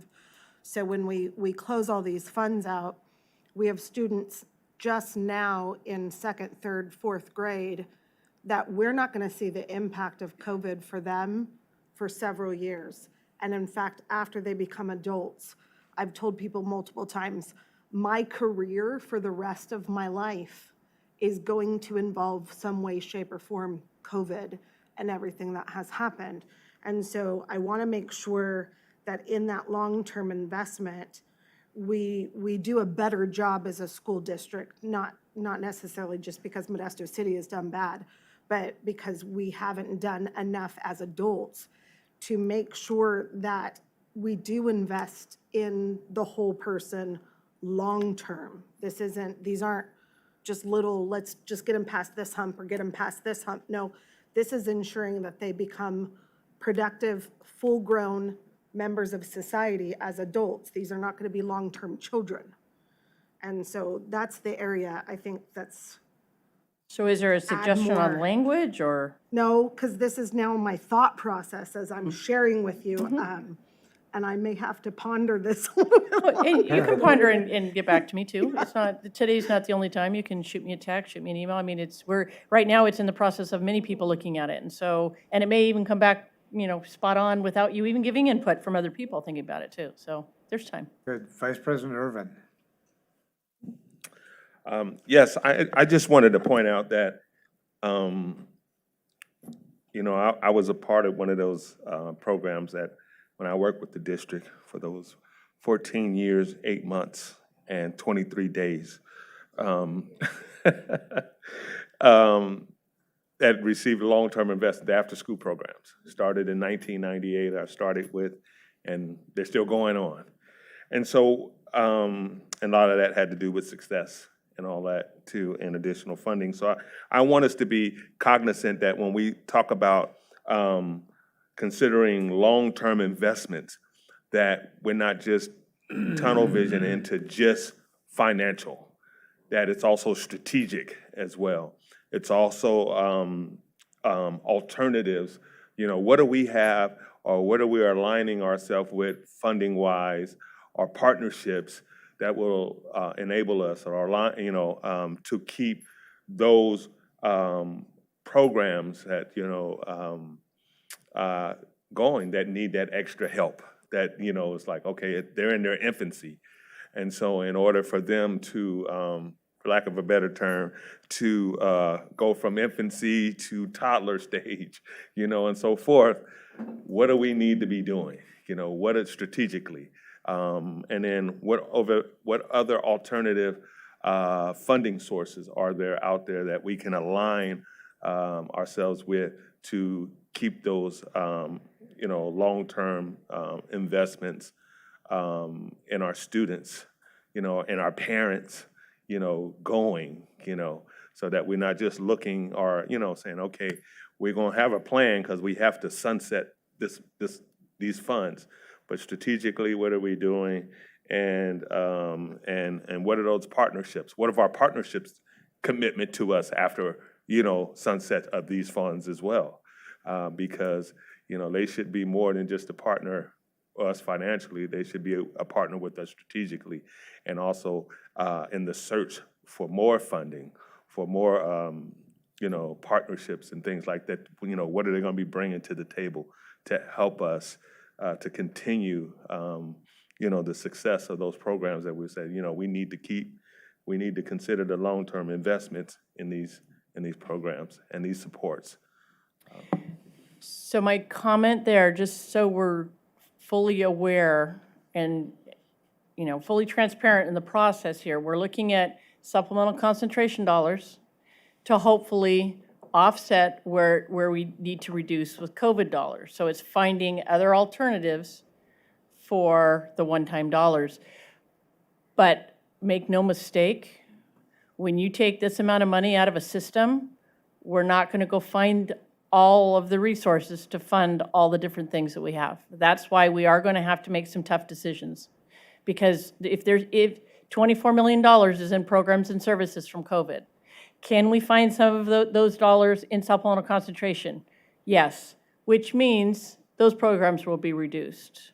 So I appreciate us trying to look at alternatives, but we also have to go into this with our eyes wide open, and hopefully we're going to come to you with strategic recommendations and get feedback and input and continue to always look for outside resources. But I don't want to go into thinking that we can move the coconuts around and everything's going to be the way that it is right now, because it's not. Yeah.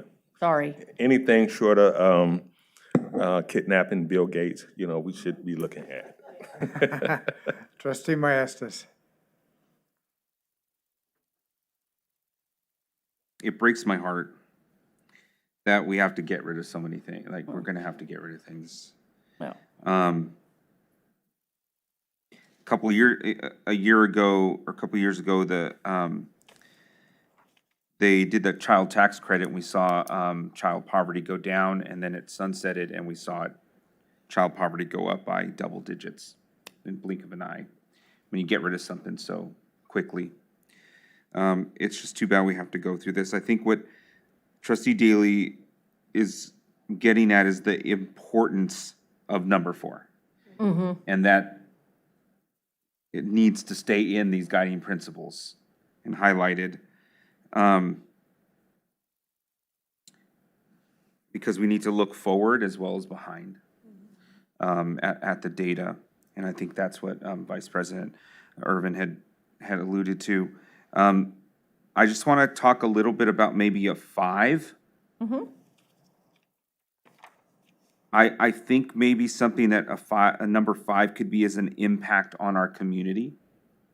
I think that's part of what Trustee Lopez was going towards too, is thinking about how these programs have impacted our community, not just our students. And I'll give you an example, is the summer lunch programs. That's impacted our kids by feeding them over the summer, but it's also kept our community fed. It's not on the list. It might be not on the list, but that's just But an I hear what example you're saying. of something that we have to look more, into. Parent ambassadors, things like that. So, and then another one, and I know I'm kind of jumping ahead here, something about attendance. I don't know if that's a guiding principle in there, but I know that we're still trying to recover attendance. Yep. And even when we lose our funding for COVID dollars, that still has to be a focus somewhere. Yep. In attendance, because we gotta get kids learn best when they're at school.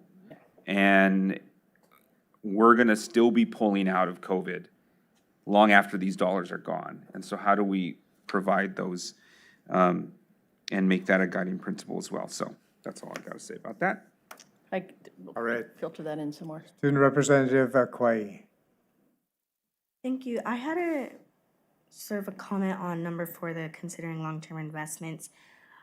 I wanted to maybe suggest including the importance of showing progress in teacher administrative outcomes, because that does end up affecting student outcomes.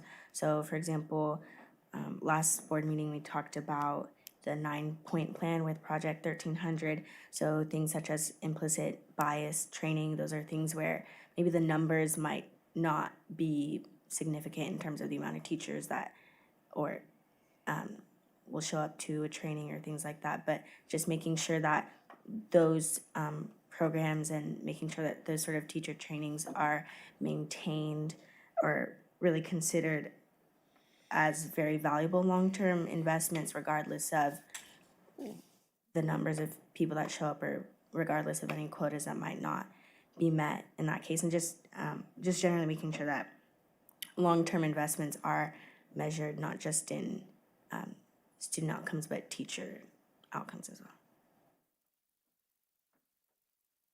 Yeah, I wonder where we could put that, but I had noted.